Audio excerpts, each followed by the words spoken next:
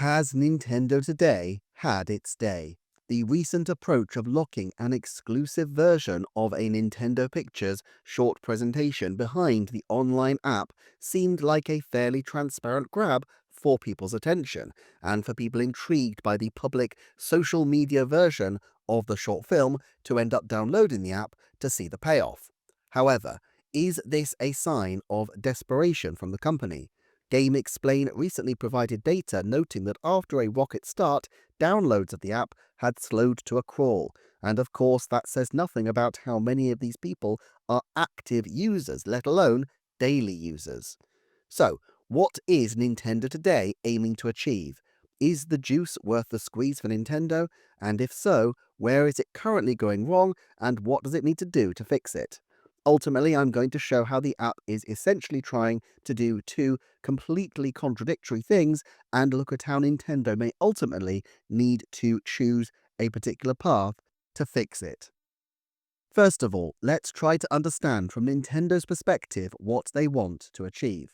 I realize for many, Nintendo can seem rather opaque in their choices, even wrong-headed in their approaches, but I like to take the view that there is probably a rationale, at least in their own minds, that they've thought through, and it's worth at least trying to comprehend it on its own terms. Now, some people have called the modern economy an attention economy, and there is a lot to attention being a valuable commodity where information is oozing out of every corner of our lives. Nintendo has a particular trick that it wants to pull off in the coming decade as well, which is to take discrete audiences, film audiences, theme park audiences, and game audiences, and orientate them to give attention to the span of their products, and in particular, Furukawa is clear that the heart of their enterprises will remain their hardware-software business.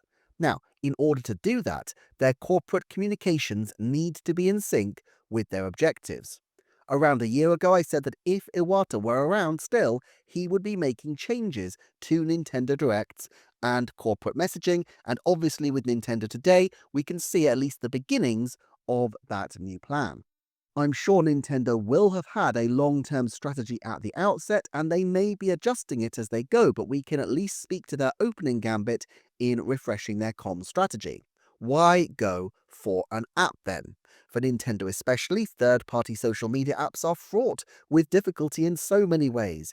It's a complex ecosystem with different apps and platforms appealing to people of different ages, nationalities, and political perspectives.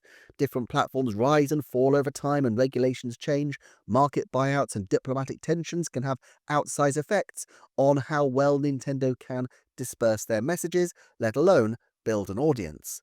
They are also aligning themselves with platforms that are not serving Nintendo's interests, but their own. Take YouTube.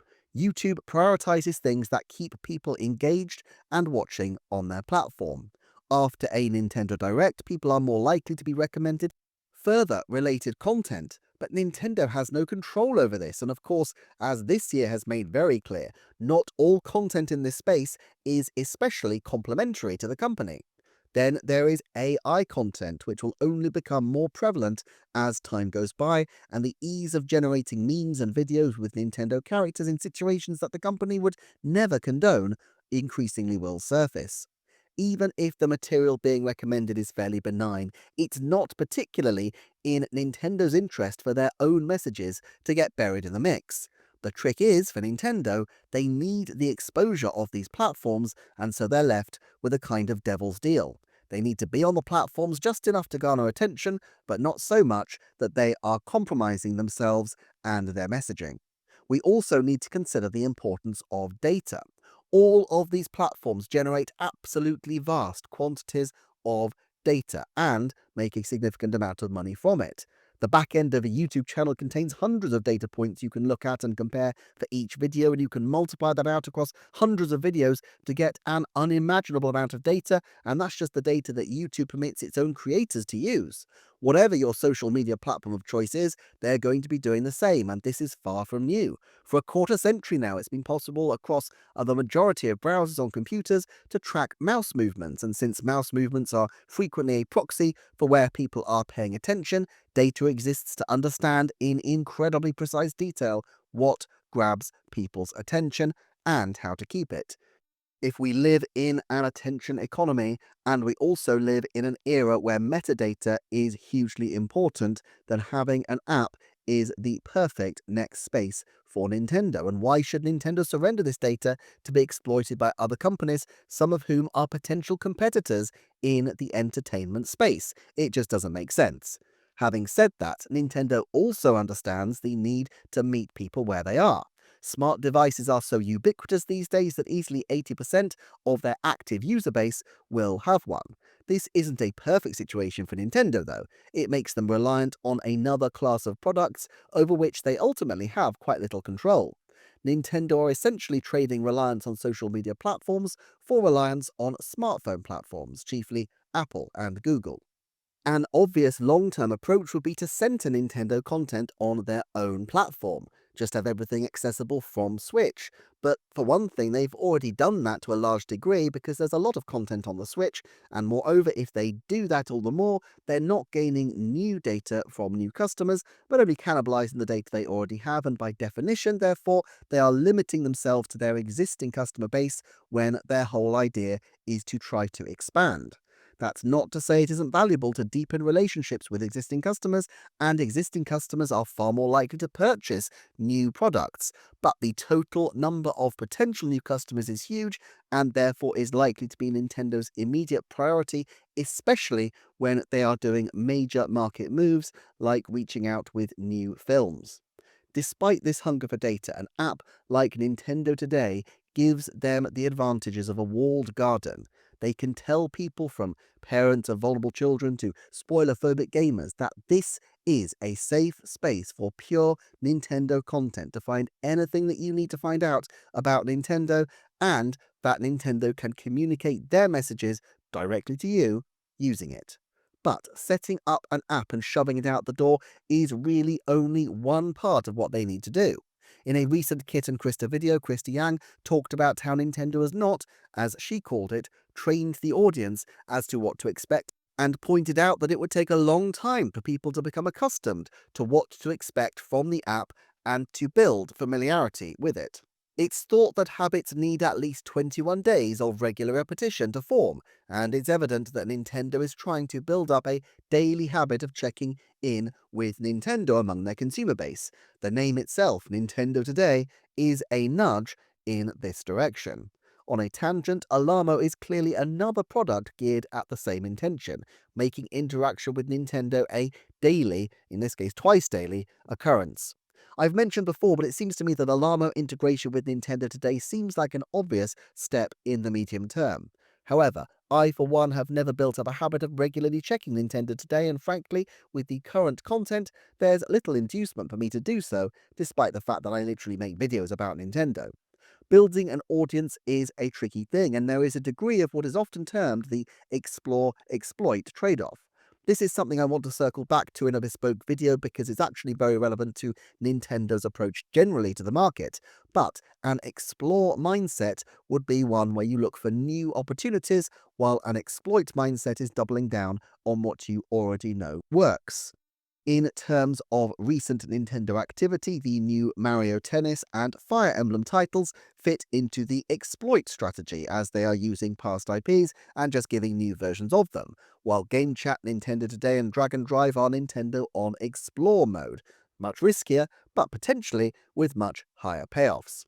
The company has had periods where it's veered more into one side of the ledger than the other, but in reality, both approaches are vital for any company's long-term survival. Exploiting what you've got allows you to build financial resilience, but exploring for new opportunities is what allows resilience against long-term consumer trends. In the context of this channel, most of my videos are analysing the company, but I try to dedicate around 10% of the channel's content to more off-the-wall stuff. Often these videos are ones I personally like, but frequently rather tank in terms of viewership. The video exploring Nintendo and knitting, or the pun-filled video on the future of Cal. But on rare occasions, I do something off the wall about colour theory or the impact of currency risk on Nintendo's strategy, and they take off in ways that I would never have anticipated if I wasn't occasionally in explore mode. But this also comes with a degree of risk. Pivot too much towards one kind of content, even if it's seemingly successful, and you can end up quite far from what you originally wanted to achieve, a process often called audience capture. You need to maintain a balance, therefore, between exploring and exploiting, and that mainly comes from having a resting pulse rate of what a median piece of content is and having the consistency to back it up so that people become familiar with what to expect, even if you sometimes go off the reservation and do something quite different. Now, let's pivot back to Nintendo and see how this applies. They have a long established brand as a company, of course, but for most people, even the most dedicated fans, having their IP as a daily source of conscious interaction is a reach. Sure, people might pick up their Switch most days out of habit, and their kids might have a Mario lunchbox, and there are going to be some amiibo catching dust on people's shelves, but is this different from consciously going, oh, I wonder what's happening at Nintendo today? Well, I think it is. In order to make that work, they're going to need to have a very strong and regular cadence of content that is supremely worthwhile for people to be incentivized to check it out. And frankly, they don't. If you're looking for people to potentially spend 3 minutes a day, that was the length of the Close to You video and the length of some of the things that they do put online, well, that's nearly 20 hours a year, time enough to play through a fairly chunky game. Sure, they have a lot of stuff on there that's pretty good and entertaining. Nintendo Today is a great time filler, but 95% of its output is fairly anodyne and unlikely to get anybody too excited. Therefore, while they captured their early adopter market almost off the bat, they're stunted in terms of growth because frankly the value isn't there for people to invest time into the thing. Now, consistency is important, but I think Nintendo will struggle to make a daily app work if they can't actually back this up with compelling daily content. And the fact is, the company is not all that huge, and there is a natural limit to how much they can really bring to the table. People in the comments have suggested solutions that they might like to see. Birdflocks in the comments the other day recommended hiring cartoonists to do newspaper cartoon style daily content drops. This will be a great inducement for people to continue to log in, but remember the problem of audience capture. If their audience becomes people who are there for the cartoons, what happens after that? Plus, Nintendo will be given a lot of latitude for cartoonists over their IP, which might in its own respect be problematic. It is a fantastic idea, and it's something I could absolutely see them trying to do, but it can't be the totality of their approach to getting people to connect with the Nintendo Today app.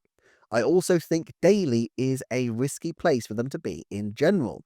Parents are ever more aware of the risks of phone and device addiction. Many adults, especially in the younger generation, are turning away from social media and, where possible, phones, and are much more aware of things like persuasive design with the various dings and bright colour and endless scrolling that, influenced largely by studying the gambling industry, are designed to keep people locked into their phones rather than looking at the outside world. This might be a blip in terms of perception, or it might be a trend, but either way, Nintendo wants to be seen as wholesome and family friendly, and addicting people to a daily schedule may not be the best way to go. In this sense, I feel like they need to drill down into what is their specific target with this app. Developing a walled garden app that is the absolute go-to for big Nintendo events, for Nintendo content and information, is different from building a platform based around daily engagement and promoting their IP. In fact, I'd say the two paths are, in a lot of ways, quite opposite. If they wanted a walled garden app, they can still have lots of flim-flam on there so that when people want to visit, it's a pleasant and rewarding experience that people can spend as much time as they like cycling through. I would bet a significant number of Nintendo Today check-ins come during these liminal moments in a day where people are waiting for a train, queuing at the supermarket, or whatever else. But that's a nice to have. With a daily engagement-driven approach, they actually need to have something specific to show that is going to reward those people for actively clicking in. High-quality content. But people are different and respond to different things, so they need to be able to find something or a suite of daily offerings that equally appeal to fans of Metroid, Kirby, and movie Mario. A tough ask. Then there are those big events. With a daily app, events are actually quite problematic because it's inconsistent in terms of the time demand. Some days there's a 3-minute video that demands actual attention, or even a 60-minute Nintendo Direct.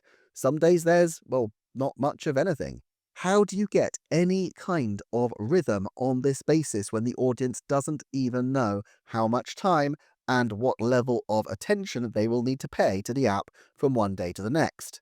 Now, it would be possible for Nintendo to generate this kind of thing if they abandoned directs, sliced up their game announcements, and distributed them on the app, probably in tiny bits at a time with tiny little teasers. One day you see Mario with a headband, the next day you see a tennis racket, the day after it's a 1-minute trailer ending with the reveal of Mario Tennis. The next day, the adventure mode is featured. As Nintendo generally releases on average a game every 3 or 4 weeks, it would probably be possible to make this work with other news interspersed. But would most people really want that? Plus, there's actually a risk of spacing things out too much, as gaps allow for speculation, and Nintendo is always cautious to try to surprise on the upside. I'm not saying they always do, but it's clearly their intent to do this. They could have showcased the efforts put into the Super Mario Galaxy 1+2 remakes, but they didn't particularly. They could have revealed the depths in Tears of the Kingdom or talked about some specific details of Donkey Kong Bonanza, but they opted not to. Every time they show Mario for 24 hours and then don't show a new open world 3D Mario series announced, it's going to lead to a portion of the audience feeling disappointed in a way that would never have happened if there wasn't a day for people to fill the teas with their best hopes and wishes. A walled garden, on the other hand, would perfectly suit big events like Nintendo Direct. People log in and are surprised afresh by how lovely and wonderful Nintendo's little corner of the internet is, and entertain themselves with little videos and checking off the smaller pieces of news that they missed while they wait for the big things to drop. For people using the app, they won't log in all that often, but when they do, the app will give them everything they need and be a fulfilling experience in its own right. But in order for this to work, they would need to think through a lot more logistics than just shoving up big videos. For one thing, how do people actually access it? Currently, there are countries in the world where the app is not accessible, as well as people with older or different hardware where the content also is not available to them. While a daily engagement model would push Nintendo towards developing just one specific, familiar, and fixed access platform, because ultimately the focus is on building deeper relationships with the regular audience rather than audience expansion in the medium term, if they want a walled garden, they will need to make sure that people can actually get their way through the gates. This means making it accessible through the website, through Switch and Switch 2, on desktop and across nations. It needs to become far less exclusive than it currently is, because otherwise there will be inevitable pressure for people to simply take the information outside of Nintendo's platform and stick it on the web, which of course is what happened with the Close to You short. If they want to go down a daily use route, on the other hand, they may need to look at rewards, streaks, and tie-ins for games where there are little rewards for people to continue to use the app as well as play their games. They could nudge people towards using the app when they log into Switch by having a little icon suggesting that there's something new when they open the Switch up. But these things are quite intrusive and could easily cross the line from fun extras to pushy and unwanted. Plus, it's really not in their interest to have people move from the Switch to the Nintendo Today app. In fact, that's the opposite direction that they want to encourage people to move. The risk here is that they actually caught a backlash from being too aggressive with it.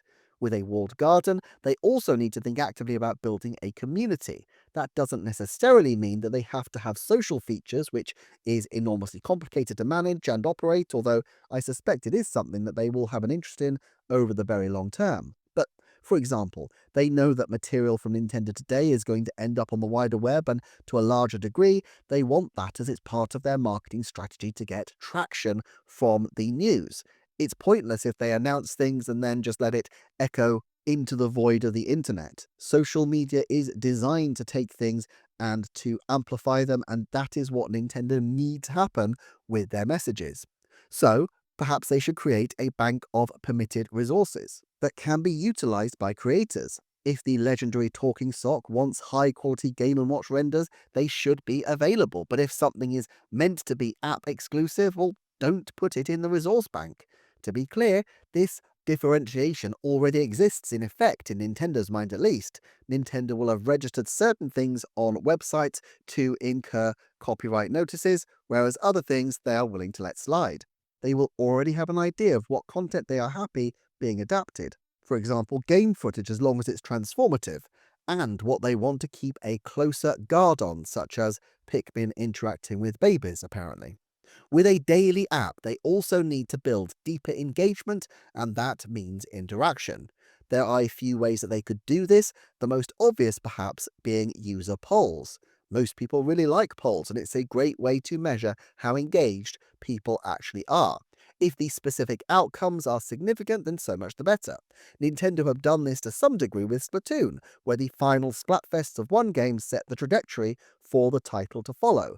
It involves a level of user interaction which surely benefits their engagement in the title. This isn't truly the game devs surrendering control, though, as clearly their ideas for the mechanics are fairly independent of the specific aesthetics that they choose to use, but it would still require Nintendo to think about more ways that they can step back and potentially hand over control to their audience, which might not be something they aspire to do. With a walled garden approach, you could still have some of this level of interactivity, but on a more gentle basis. Perhaps they do an end-of-year poll every now and then to bring people together into one big event, but they can have more control over it than if they're looking to have new questions every day or every few days in order to keep people clicking on the app day after day after day. As you can see, there are quite distinct approaches to the walled garden and daily content strategy. None of this is to say that Nintendo can't continue to try to do both, create a hub for their content that also has daily pieces of interest. I just think the trade-offs are such that they will struggle to get traction unless they essentially choose a side.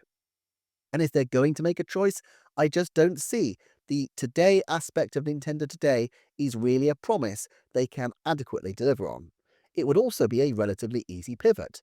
They could rename it to something like Nintendo Moment and allow people to control with even more specificity than currently which Nintendo moments they want to be included in, from music updates and Nintendo Switch Online drops to game and direct announcements to only the very biggest and most secret and surprising news.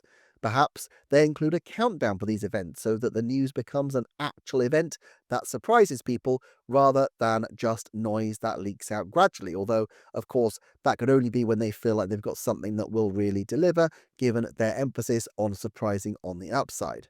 I mean, if they really wanted to gild the lily, they could just call the app the Nintendo Directs app, which would be pretty exciting, although would probably mean the end of Directs as we know it, which might be divisive in itself. However, there are logistical issues here too. They struggle to sell an in-demand console without site crashes. Running a multimedia broadcasting facility is even more prone to risks, and having an app such as the walled garden approach with lots and lots and lots of content all at the same time would be even more tricky and expensive to manage. They ultimately want to see that there is some kind of demand in the market before they go down that route, and that's why I think they have started with something a little bit lighter like Nintendo Today. Again, Nintendo isn't that vast a company, and while their Nintendo System subsidiary is in partnership with Japanese Telecommunications Corporation DeNA, so they do have facility with this sort of thing, it's still a really big deal for Nintendo to manage the level of traffic that might be expected from even their current user base, all being online at once and looking at very memory intensive applications. I just don't think Nintendo is ready for the next step just yet. Alternatively, then, they could simply pick a regular time when they will deliver something, but something fairly small. A 5-minute weekly Nintendo Digest would be a middle of the road option, but this might just be the worst of both worlds, but neither significant enough for appointment viewing. So, where does all this leave us? I think it's unlikely we see any pivot in the short to medium term from Nintendo away from the Nintendo Today app. The Mario and Zelda films especially are great opportunities for them to expand their reach, and I would expect them to continue to use the app for key information related to their games and properties. if they can convert a small percentage of those audiences to interact with Nintendo content on the regular, the long-term impact may be a lot more significant even than you might immediately imagine. I really can't see them backing out of having an app, but just as Nintendo Directs evolved considerably from the early days of regional chiefs just talking to the camera, just as the various Nintendo Switch Online game apps became Nintendo Classics this year, I think we should expect Nintendo today to become sharper and more focused in its application. Ultimately, I think a unified Nintendo app, which includes calendar, art, music, a video library, and possibly even a selection of classic games as a base tier for Nintendo Classics, is the way that they are going to want to and possibly need to pivot. But equally, it's not in Nintendo's interest to make too many changes. Even if the app doesn't instantly perform, they are likely to have many events and announcements over the coming year or two, so the app is unlikely to be abandoned completely. But I would expect that they will start to look at implementing changes. At the end of these videos, I like to give my own judgments in a percentage format for accountability purposes later, but I do think that most of these changes are likely to be extremely long term, and so at this point, I'm only really going to give one judgment. I will say there's a 90% chance that Nintendo today is still being supported by Nintendo in October of 2026. I do think they're in this for the long term, even though I also think that there will ultimately be changes and subtle variations along the way as they nudge it towards what it ultimately needs to become. And as for integration with Nintendo Pictures and potential new shorts, I will cover that in a separate video. Do check out the Patreon or these videos on screen in the meantime, but otherwise, I'm just so grateful you are here, and I shall see you next time for another Nintendo Forecast.